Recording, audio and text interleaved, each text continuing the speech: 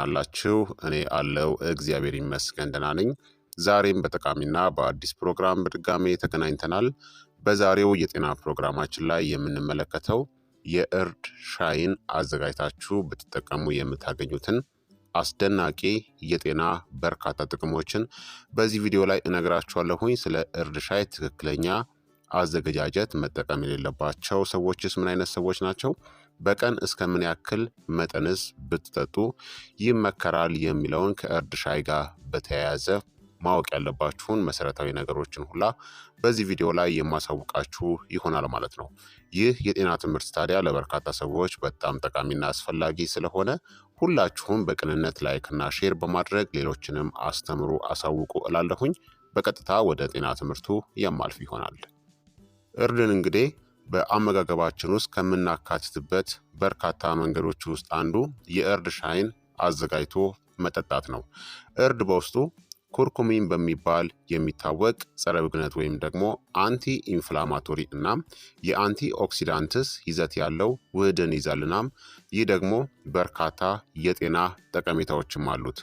ኩርኩሚን በራሱ ዝቅተኛ ባዮ አቬላብሊቲ አለው። ይህ ማለት ሰውነታችን ለመምጠጥ ችግር አለበት ማለት ነው። በቀላሉ ኩርኩሚንን አይወስድም። በቁንዶ በርበሬ ውስጥ የሚገኘው ፒፔሪን ውህድ ግን የኩርኩሚንን ባዮ አቬላብሊቲ በ2000% ሊጨምር ይችላል። ማለትም በቀላሉ ኩርኩሚንን ሰውነታችን እንዲመጥ ያደርገዋል ማለት ነው። ስለዚህ በምናዘጋጀው የእርድ ሻይ ወይም ደግሞ እርድን በምንጠቀምበት ጊዜ ሁላ የቁንዶ በርበሬ ትንሽ መጠንን አንድ ላይ ብንወስድ አሪፍ ነው ማለት ነው። የእርድ ጥቅምን በቀላሉ እንድናገኝ ያደርገናል። የእርድ ሻይ የእርድ ስርን ወይም ደግሞ ዱቄትን በሙቅ ውሃ ወይም ደግሞ በወተት ውስጥ በማፍላት የምትጠቀሙት ሻይ ነው ማለት ነው። ታዲያ የእርድ ሻይን አዘጋጅታችሁ ብትጠቀሙ የምታገኙትን በርካታ ድንቅ ጥቅሞችን አሁን በዝርዝር እነግራችኋለሁኝ። አንደኛ፣ የጉበት ተግባርን ያሻሽላል። እርድ ወይም ደግሞ ኩርኩሚን የጉበት በሽታ ላለባቸው ሰዎች የጉበት ተግባርን ሊደግፍ ይችላል። በ2021 በተደረገ ጥናት ከአልኮል ጋር ያልተያያዘ የስብ የትራይግሊሰራይድ እናም የኮሌስትሮል መጠንንም ቀንሷል። ይሁን እንጂ ከፍተኛ መጠን ያለው እርድናም ኩርኩሚን በጉበት ላይ ጉዳትን ሊያደርስ ይችላል። ከመጠን በላይ መጠቀም የለባችሁም። ሁለተኛ፣ ጸረ ብግነት ወይም ደግሞ አንቲ ኢንፍላማቶሪ ወይም እብጠትን የመከላከል ባህሪያት አለው። እርድ ኩርኩሚን የተባለ ውህድን በውስጡ የያዘ ሲሆን ጠንካራ አንቲ ኢንፍላማቶሪ ውጤት አለው። የእርድ ሻይን አዘውትሮ መጠቀም በሰውነት ውስጥ እብጠትን ለመቀነስ ይረዳል። እንደ የልብ በሽታ፣ ካንሰርናም አርትራይተስ ያሉ ስር የሰደዱ በሽታዎች አደጋንም ይቀንሳል። ሶስተኛ ደግሞ ኃይለኛ የአንቲ ኦክሲዳንትስ ይዘትም አለው። ኩርኩሚን ኃይለኛ አንቲ ኦክሲዳንት ሲሆን ይህም ሰውነታችንን በፍሪ ራዲካልስ ምክንያት ከሚመጣው የኦክሳይድ ጉዳት ለመጠበቅም ይረዳል። አንቲ ኦክሲዳንትስ ለአጠቃላይ ጤና ጠቃሚ ሲሆን የተለያዩ በሽታዎችንናም እርጅናን ለመከላከልም ይረዳል። አራተኛ፣ በሽታ የመከላከል አቅምንም ይጨምራል። የእርድ ሻይ የበሽታ ተከላካይ ህዋሳትን እንቅስቃሴ በማሳደግና እብጠትን በመቀነስ የሰውነትን በሽታ የመከላከል ስርዓትን ከፍ ለማድረግም ይረዳል። ይህም ሰውነት ኢንፌክሽንን እንዲቋቋምና ጤናማ ሆኖ እንዲቆይም ይረዳል። አምስተኛ፣ የምግብ መፈጨትንም ያሻሽላል። የእርድ ሻይ የምግብ መፈጨት ሂደትን የሚያበረታታ ኤንዛይሞች እንዲመረቱ በማድረግ የምግብ መፈጨትን፣ የሆድ መነፋትናም የጋዝ ምልክቶችንም ያስወግዳል። ስድስተኛ ደግሞ የጉበት ጤናን ይደግፋል። እርድ የሐሞት ምርትን በመጨመርና የጉበትን ተግባር በማሻሻል የጉበት ጤናን እንደሚደግፍም ተረጋግጧል። ይህም ሰውነትን ለማጽዳትናም አጠቃላይ የጉበት ጤናን ለማሻሻልም ይረዳል። ሰባተኛ፣ ክብደትንም ለመቀነስ ይረዳል። የእርድ ሻይ ሜታቦሊዝምን በመጨመርናም ስብን በማቃጠል ክብደትን ለመቀነስም ይረዳል። በተጨማሪም በደም ውስጥ ያለውን የስኳር መጠን ለመቆጣጠርና የምግብ ፍላጎትን ለመቀነስ ይረዳል። ይህም የተሻለ ክብደትን ለመቆጣጠርም ያስችላል። ስምንተኛ፣ ኮሌስትሮልንም ይቀንሳል። ጥናቶችም እንደሚያሳዩት እርድ የኮሌስትሮል መጠንን በመቀነስ በተለይም ኤልዲኤል ወይም ደግሞ መጥፎ የኮሌስትሮል መጠንን ይቀንሳል። ይህ የልብ ህመምናም የስትሮክ በሽታ ተጋላጭነትን ይቀንሳል። ዘጠነኛ ደግሞ የቆዳ ጤናንም ያሻሽላል። እርድ በቆዳ ፈውስ ባህሪው የሚታወቅ ሲሆን እንደ ብጉር፣ ኤግዜማ እናም ሶሪያሲስ ያሉ ችግሮችንም ይረዳል። የእርድ ሻይን አዘውትሮ መጠጣት የቆዳ ጤንነትን ያሻሽላል እናም ለቆዳችን አንጸባራቂ እይታን ወይም ደግሞ ገጽታን ይሰጣችኋል። አስረኛ ደግሞ ሆርሞኖችንም ያስተካክላል። እርድ በሰውነት ውስጥ ያለውን የሆርሞን መጠን ለመቆጣጠር ይረዳል። ስሜትን የመውለድናም አጠቃላይ የሆርሞን ሚዛንን ማሻሻልም ይችላል። ይህ በተለይ በማረጥ ወቅት ወይም ደግሞ የሆርሞን መዛባት ላጋጠማቸው ሴቶች ጠቃሚ ሊሆን ይችላል። 11ኛ በአንጎል ውስጥ የሚከሰት እብጠትን ወይም ደግሞ ኢንፍላሜሽንን ይቀንሳል። ኩርኩሚን በአንጎል ውስጥ የሚከሰተውን እብጠትን በመቀነሱ የእውቀት ወይም ደግሞ የኮግኒቲቭ ማሽቆልቆልን ለመከላከልና የማስታወስናም የአእምሮ ስራን ለማሻሻልም ይረዳል። 12ኛ የአርትራይተስ ህመምንም ያስታግሳል። እርድ የአርትራይተስ ህመም ያለባቸውን ሰዎች ህመምናም እብጠትን ለመቀነስ የሚረዳ አንቲ ኢንፍላማቶሪ ውጤት አለው። የእርድ ሻይን አዘውትሮ መጠጣት በአርትራይተስ በሽተኞች ላይ ምልክቶችንናም እንቅስቃሴን ለማሻሻልም ይረዳል። 13ኛ የልብ ጤናንም ያበረታታል። የእርድ ሻይ እብጠትን በመቀነስ የኮሌስትሮል መጠንን በመቀነስ የደም ዝውውርን በማሻሻል የልብ ጤናን ለማሻሻልም ይረዳል። ይህም ለልብ ህመምናም ለስትሮክ የመጋለጥ እድልን ይቀንሳልና አጠቃላይ የካርዲዮቫስኩላር ጤናን ያሻሽላል ማለት ነው። በአጠቃላይ የእርድ ሻይ ለሰውነትናም ለአእምሮ በርካታ የጤና ጥቅሞችን የሚሰጥ ኃይለኛ እናም ሁለገብ መጠጥ ነው። የእርድ ሻይን በዕለት ተዕለት እንቅስቃሴያችሁ ውስጥ ማካተት አጠቃላይ ጤናችሁንናም ደህንነታችሁን ለማሻሻል ይረዳል ማለት ነው። ታዲያ የእርድ ሻይን እንዴት ማዘጋጀት እንደምትችሉ ደግሞ አሁን እነግራችኋለሁኝ። በቤት ውስጥ የእርድ ሻይን ማዘጋጀት ቀላልና ጥቂት ንጥረ ነገሮችን ብቻ ወይም ደግሞ ውህዶችን የሚፈልግ ነው። የእርድ ሻይን ለማዘጋጀት የሚያስፈልጉት ግብዓቶች 1 ኩባያ ውሃ፣ ግማሽ የሻይ ማንኪያ የእርድ ዱቄት ወይም ደግሞ እንደ አስፈላጊነቱ 1 ማንኪያም ልታደርጉት ትችላላችሁ፣ ወይም ደግሞ 1 ኢንች ትኩስ የተፈጨ የእርድ ስር ያስፈልጋችኋል። በተጨማሪም የተከተፈ ግማሽ ኢንች ትኩስ ዝንጅብል መጨመር ትችላላችሁ። ጥቂት ቁንዶ በርበሬ ማድረግ አለባችሁ። ከ1 እስከ 2 የሻይ ማንኪያ ማርናም ሩብ ኩባያ ወተትም ያስፈልጋችኋል ማለት ነው። በመቀጠል ውሃውን እሳት ላይ መጣድ፣ በፈላው ውሃ ውስጥ የእርድ ዱቄት ወይም ደግሞ የተከተፈ የእርድ ስሩን መጨመር። ዱቄቱን ሊሆን ይችላል፣ እናንተ የተከተፈ የእርድ ስር ልታዘጋጁ ትችላላችሁ። ከሁለት አንዱ ነው የምትጠቀሙት። የተከተፈውን ዝንጅብል በመጠኑ ዝንጅብሉን ማብዛት የለባችሁም። እናም ትንሽ መጠን ቁንዶ በርበሬን መጨመር አለባችሁ። ቁንዶ በርበሬ እርድን ስትጠቀሙ ምንጊዜም ቢሆን መካተት አለበት። ምክንያቱም በእርድ ውስጥ ያለው ንጥረ ነገር ሰውነታችን በቀላሉ እንዲጠቀሙ ስለሚያግዝ ነው። እሳቱን ከዛም መቀነስናም ድብልቁን ለ10 ደቂቃ ያክል እንዲፈላ ማድረግ ያስፈልጋል። ጣዕሙ በውሃ ውስጥ እንዲገባ ይረዳል ማለት ነው ስታፈሉት። በመቀጠል ሻይውን ማውጣትና ሻዩ በትንሽ እንዲቀዘቅዝ ማድረግ። ማንኛውንም ጠጣር ነገሮችን ለማስወገድ ሻዩን በማጥለያ አጣሩትናም ከዛን መቅዳት ነው። ከተፈለገ በማር ማጣፈጥ ትችላላችሁ። እንዲሁም ደግሞ የስኳር በሽታና አንዳንድ የጤና ችግር ካለባችሁ ደግሞ ጣፋጭ ነገሮችን ከመጨመር መቆጠብ ያስፈልጋል። ጠጣር ስኳርን ከምትጠቀሙ ግን 1 ማንኪያ ማርን ብትጠቀሙ ይመረጣል። ወተትም መጨመር ትችላላችሁ። በዚህ መልኩ አዘጋጅታችሁ የእርድ ሻዩን መጠጣት ትችላላችሁ ማለት ነው። ብዙ ሰዎች ደግሞ ጣዕሙን ለመለወጥ ወይም ደግሞ ለመጨመር ተጨማሪ ንጥረ ነገሮችን ወደ የእርድ ሻይ ውስጥ ይጨምራሉ። ለምሳሌ የኮኮናት ወተት፣ ቫኒላ እናም ሌሎች የሚፈልጉትን ቅመሞችን ይጨምራሉ። የሻይ ቅመሞችንም ይጨምራሉ ማለት ነው። ቅመሙን ታዲያ ከሌላ ሻይም ጋር ለምሳሌ ከአረንጓዴ ሻይ ወይም ደግሞ ከጥቁር ሻይ ጋርም ማደባለቅ ትችላላችሁ። ለተጨማሪ ጣዕም እንደ ቀረፋ፣ ካርዳሞም ወይም ደግሞ ሄል የሻይ ቅመምን ወይም ደግሞ ቅርንፉድ ያሉ ቅመሞችን በመጨመር ይህን ሻይ ማዘጋጀት ትችላላችሁ ማለት ነው።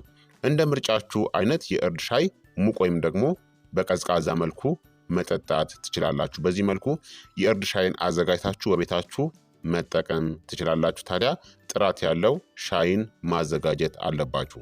ታዲያ የእርድ ሻይን ካዘጋጃችሁ በኋላ በምን ያክል ሰዓት ምን ሰዓት ላይ ቢጠጣ ይመከራል የሚለውን ደግሞ አሁን ልንገራችሁ። የእርድ ሻይን ለመውሰድ በጣም ጥሩ ጊዜ እንደ የግል ምርጫችሁና እንደ የጤና ሁኔታችሁ ሊለያይ ይችላል ማለት ነው። አንደኛ እንግዲህ በማለዳ ወይም ደግሞ በጠዋት የሚወስዱ ሰዎች አሉ። ብዙ ሰዎች ሜታቦሊዝምን ለመጀመር እናም አጠቃላይ ደህንነታቸውን ለማስተዋወቅ ቀናቸውን በእርድ ሻይ ለመጀመር ይመርጣሉ። ጠዋት ላይ የእርድ ሻይ መጠቀም የኃይል መጠንን ለመጨመር እናም ቀኑን ሙሉ ጤናማ ሆናችሁ ለመጀመርም ይረዳችኋል። ሁለተኛ ደግሞ ከመተኛታቸው በፊትም የእርድ ሻይን የሚወስዱ ሰዎች አሉ። የእርድ ሻይን ከመተኛታችሁ በፊት መጠቀም ይቻላል። የእርድ ሻይ ዘና የሚያደርግ ባህሪ የተሻለ እንቅልፍናም መዝናናትን ለማበረታታትም ይረዳል። ሶስተኛ ደግሞ ከምግብ በኋላም ልትጠቀሙት ትችላላችሁ። ከምግብ በኋላ የእርድ ሻይ መጠቀም የምግብ መፈጨትን ይረዳል፣ እንዲሁም የሆድ እብጠት ወይም ደግሞ ምቾት ማጣትንም ያስወግዳል። እርድ በባህላዊ መንገድ ለምግብ መፈጨት ረዳትነት ጥቅም ላይ ይውላል። እናም ከተመገብን በኋላ የእርድ ሻይ መጠጣት የምግብ መፈጨት ሂደትንም ይረዳል ማለት ነው። አራተኛ ደግሞ ቀኑን ሙሉ በማንኛውም ሰዓት የእርድ ሻይን መጠቀም ትችላላችሁ። አንዳንድ ግለሰቦች የጤና ጥቅሞቹን ያለማቋረጥ ለማግኘት ቀኑን ሙሉ የእርድ ሻይን መጠጣትን ይመርጣሉ። በምግብ መካከል የእርድ ሻይን መጠጣት እርጥበታችሁን ለመጠበቅ እናም የእርድ ጸረ ብግነት ወይም ደግሞ አንቲ ኢንፍላማቶሪ ባህሪያትን ለማግኘትም ይረዳል። አምስተኛ ደግሞ በጭንቀት ወይም ደግሞ በህመም ጊዜም መጠቀም ትችላላችሁ። ከፍተኛ ጭንቀት በሚፈጠርበት ወቅት ወይም ደግሞ ህመም ሲሰማችሁ የእርድ ሻይን መጠጣት የሰውነትን በሽታ የመከላከል አቅምን ከፍ ለማድረግ እናም በሰውነት ላይ ያለውን እብጠትን ወይም ደግሞ ኢንፍላሜሽንን ለመቀነስ ያስችላል። በጭንቀት ወይም ደግሞ በህመም ጊዜ የእርድ ሻይን መጠቀም እፎይታ እናም አጠቃላይ ጤናንም ለመደገፍ ይረዳችኋል ማለት ነው። በአጠቃላይ የእርድ ሻይን ለመውሰድ በጣም ጥሩ ጊዜ ከዕለት ተዕለት እንቅስቃሴያችሁና ምርጫችሁ ጋር በማንኛውም ሰዓት የእርድ ሻይን መውሰድ ትችላላችሁ። ዋናው ነገር ግን ከመጠን በላይ መጠቀም የለባችሁም። ጠዋት፣ ከሰዓት፣ ምሽት ወይም ደግሞ እንደ አስፈላጊነቱ በመረጣችሁ ሰዓት የእርድ ሻይን መጠጣት ትችላላችሁ። የእርድ ሻይን በቀናችሁ ውስጥ ማካተት ብዙ የጤና ጥቅሞችን ይሰጣልና አጠቃላይ ደህንነታችሁን ያበረታታል ማለት ነው። ታዲያ በቀን ምን ያክል የእርድ ሻይንስ መጠጣት ያስፈልጋል የሚለውን ደግሞ እነግራችኋለሁኝ። በየቀኑ የሚመከረው የእርድ ሻይ ገደቦች እንደ እድሜያችሁ፣ እንደ የጤና ሁኔታችሁና አሁን ባላችሁ የጤና ሁኔታዎች ላይ በመመስረት ሊለያይ ይችላል። የእርድ ሻይ በአጠቃላይ ለአብዛኛዎቹ ሰዎች እንደ የተመጣጠነ አመጋገብ አካል በመጠኑ ሲጠጣ ደህንነቱ የተጠበቀ እንደሆነ የሚታሰብ ቢሆንም ከመጠን በላይ መጠጣት አንዳንድ መድኃኒቶችን የምትወስዱ ከሆነ የጎንዮሽ ጉዳቶችን ወይም ደግሞ መስተጋብርንም ሊያስከትል ይችላል። አሁን ለምሳሌ አንደኛ ለአዋቂዎች የዓለም ጤና ድርጅት በቀን እስከ 3 ሚሊግራም በ1 ኪሎ ግራም የሰውነት ክብደት ኩርኩሚን ወይም ደግሞ እርድን በየቀኑ መውሰድ ለአብዛኛዎቹ ጎልማሶች ወይም ደግሞ አዋቂዎች ደህንነቱ የተጠበቀ መሆኑን ጠቁሟል። ይህ ማለት ለአዋቂ ሰው ይህንን በቀን ከ200 እስከ 500 ሚሊግራም ኩርኩሚን ወይም ደግሞ እርድን መውሰድ ትችላላችሁ ማለት ነው። ታዲያ በእርድ ዱቄት ወይም ደግሞ በተጨማሪዎች ወይም ደግሞ በሰፕልመንት ውስጥ ያለውን የኩርኩሚን ይዘት ሊለያይ እንደሚችል ልብ በሉ። ስለዚህ ለመድኃኒቱ መጠን ትኩረት መስጠት አስፈላጊ ነው ማለት ነው። ሁለተኛ ደግሞ ለልጆች ነው። ለልጆች ያለው የእርድ ሻይ መጠን ከአዋቂዎች ያነሰ ነው። ልጆች በአጠቃላይ አነስተኛ መጠን ያለው የእርድ ሻይ መጠቀም አለባቸው። እናም በልጁ እድሜ እናም ክብደት ላይ በመመርኮዝ ተገቢውን መጠን በተመለከተ መመሪያ ለማግኘት ደግሞ ከጤና እንክብካቤ አቅራቢያ ወይም ደግሞ ከህፃናት ሐኪም ጋር መማከርም ጥሩ ነው። ሶስተኛ ደግሞ እርጉዝናም የሚያጠቡ ሴቶች ናቸው። እርጉዝናም የሚያጠቡ ሴቶች የእርድ ሻይን በሚወስዱበት ወቅት ጥንቃቄ ማድረግ አለባቸው። ምክንያቱም ከፍተኛ መጠን ያለው እርድ የማህፀን አነቃቂ ተጽዕኖ ይኖራል። በእርግዝና ወቅት ወይም ደግሞ ጡት በማጥባት ወቅት የእርድ ሻይን ከመጠቀማችሁ በፊት አወሳሰዱን ለመገደብና ከጤና ባለሙያ ጋር ግዴታ መማከር ያስፈልጋል ማለት ነው። አራተኛ ደግሞ መድኃኒት የሚወስዱ ግለሰቦች ናቸው። መድኃኒቶችን የምትወስዱ ከሆነ በተለይም ለደም መርጋት ወይም ደግሞ ጉበትን የሚጎዱ መድኃኒቶችን የምትወስዱ ከሆነ የእርድ ሻይን ከመጠጣታችሁ በፊት ከጤና ባለሙያ ጋር መማከር ያስፈልጋል። እርድ ከተወሰኑ መድኃኒቶች ጋር መስተጋብር ሊፈጥርናም ውጤታማነታቸውን ሊጎዳ ይችላል። ለእርድ የግለሰቦች መቻቻል ሊለያይ እንደሚችልናም አንዳንድ ሰዎች እንደ የጨጓራ እናም የጨጓራ ትራክት ብስጭት ወይም ደግሞ እንደ አለርጂ ያሉ መለስተኛ የጎንዮሽ ጉዳቶች ሊያጋጥሟቸው እንደሚችሉ ልብ ሊባል ይገባል። በየቀኑ ስለሚመከረው የእርድ ሻይ ገደቦች ወይም ደግሞ ከመድኃኒት ወይም ከጤና ሁኔታዎች ጋር ስላለው ግንኙነት የሚያሳስባችሁ ነገር ካለ ከጤና ባለሙያ ወይም ደግሞ ከዶክተራችሁ ጋር መመሪያ መፈለግ ወይም ደግሞ ምክር ማግኘት ተገቢ ነው። መጠኑን ከመጨመራችሁ በፊት በትንሹ የእርድ ሻይን መጀመርና የሰውነታችሁን ምላሽ እያዳመጣችሁ ቀስ በቀስ መጨመር ትችላላችሁ ማለት ነው። አሁን ደግሞ የእርድ ሻይን ከመጠቀም ቢቆጠቡ የሚመከረው ምን አይነት ሰዎች ናቸው የሚለውን እነግራችኋለሁኝ። የእርድ ሻይ እንግዲህ በአጠቃላይ ለአብዛኛዎቹ ሰዎች መጠነኛ በሆነ መጠን ለመጠቀም ደህንነቱ የተጠበቀ ቢሆንም አንዳንድ ሰዎች ግን ከእርድ ሻይ መራቅ ያለባቸው ሰዎች አሉ ማለት ነው። እነዚህም እንግዲህ ቅድም እንዳልኳችሁ የመጀመሪያ እርጉዝናም የሚያጠቡ ሴቶች ናቸው። እርድ እንግዲህ ማህፀንን በማነቃቃትና የማህፀን መኮማተርንም ሊያስከትል ስለሚችል በእርግዝና ወቅት ከፍተኛ መጠን ያለው የእርድ ሻይን ከመጠጣት መቆጠብ ተገቢ ነው። በእርግዝና ወቅት ወይም ደግሞ ጡት በማጥባት ወቅት የእርድ ሻይን ከመጠቀማችሁ በፊት ምንጊዜም ቢሆን ከዶክተራችሁ ጋር መማከር ያስፈልጋል። ሁለተኛ ደግሞ ለደም መርጋት መድኃኒቶችን የሚወስዱ ግለሰቦች ናቸው። እርድ ተፈጥሯዊ ደምን የማሳሳት ባህሪ ስላለው እንደ ዋርፋሪን ወይም ደግሞ አስፕሪን ካሉ መድኃኒቶች ጋር መስተጋብርን ሊፈጥር ይችላል ወይም ደግሞ ላይጣጣም ይችላል። ይህም የደም መፍሰስ አደጋን ይጨምራል ማለት ነው። ደምን የሚያቀጥኑ መድኃኒቶችን የምትወስዱ ከሆነ የእርድ ሻይን ከመጠቀማችሁ በፊት ከጤና ባለሙያ ጋር መማከር ያስፈልጋል። ሶስተኛ ደግሞ የሐሞት ከረጢት ችግር ያለባቸው ሰዎች ናቸው። እርድ የሐሞት ከረጢት ችግር ያለባቸው ወይም ደግሞ የሐሞት ጠጠር ባለባቸው ሰዎች ላይ የህመም ምልክቶችን ሊያባብሰው ይችላል። የእርድ ሻይን ከመጠቀማችሁ በፊት የሐሞት ፊኛ ችግር ካለባችሁ ከጤና ባለሙያ ወይም ደግሞ ከዶክተራችሁ ጋር መማከር ጥሩ ነው። አራተኛ ደግሞ ጀርድ ወይም ደግሞ የአሲድ ሬፍለክስ ችግር ያለባቸው ሰዎች ናቸው። ማለትም አሲድ ሬፍሌክስ ማለት የጨጓራ አሲድ ወደ አፍ መመለስ ማለት ነው። እርድ በአንዳንድ ግለሰቦች ላይ እንደ የደረት ማቃጠል ወይም ደግሞ የአሲድ ሬፍለክስ ምልክቶችን ሊያነሳሳ ይችላል። የጀርድ ወይም ደግሞ የአሲድ ሬፍለክስ ችግር ካለባችሁ የእርድ ሻይን ከመጠቀማችሁ በፊት ምልክቶቻችሁን መከታተልና ከዶክተራችሁ ጋር መማከር ጥሩ ነው። አምስተኛ ደግሞ የአለርጂ ምላሾች ካለባችሁ ነው። አንዳንድ ግለሰቦች ለእርድ ወይም ደግሞ ለኩርኩሚን አለርጂ ሊሆኑ ይችላሉ። የእርድ ሻይን ከጠጣችሁ በኋላ እንደ ማሳከክ፣ እብጠት ወይም ደግሞ የመተንፈስ ችግር ያሉ ምልክቶች ካጋጠማችሁ መጠቀማችሁን ማቆምናም ሕክምና ማድረግ ያስፈልጋል ማለት ነው። የእርድ ሻይ ወይም ደግሞ ማንኛውንም አዲስ የአመጋገብ ማሟያ ታዲያ በመደበኛነት ከመጀመራችሁ በፊት ሁልጊዜም ቢሆን ከጤና ባለሙያ ጋር መማከር ይመከራል። በተለይም የጤና ችግሮች ወይም ደግሞ ስጋቶች ካለባችሁ ማለት ነው። የእርድ ሻይን ስለመጠቀም ማንኛቸውም ጥያቄዎች ወይም ደግሞ ጥርጣሬዎች ካላችሁ ደህንነታችሁን ለማረጋገጥ ምንጊዜም ቢሆን ዶክተራችሁን ጠይቃችሁ መረዳት ያስፈልጋል ማለት ነው። ስለዚህ ክቡራትና ክቡራን ተመልካቾቼ የዛሬው የጤና ትምህርት እንግዲህ ይህንን ይመስል ነበረ። እንደተማራችሁበት ተስፋ አደርጋለሁኝ። ሀሳብ አስተያየታችሁም አይለኝ ይላለሁኝ። ይህ የጤና ትምህርት ለበርካታ ሰዎች በጣም ጠቃሚና አስፈላጊም ስለሆነ ሁላችሁም በቅንነት ላይክና ሼር በማድረግ ሌሎችንም አስተምሩ፣ አሳውቁ እላለሁኝ።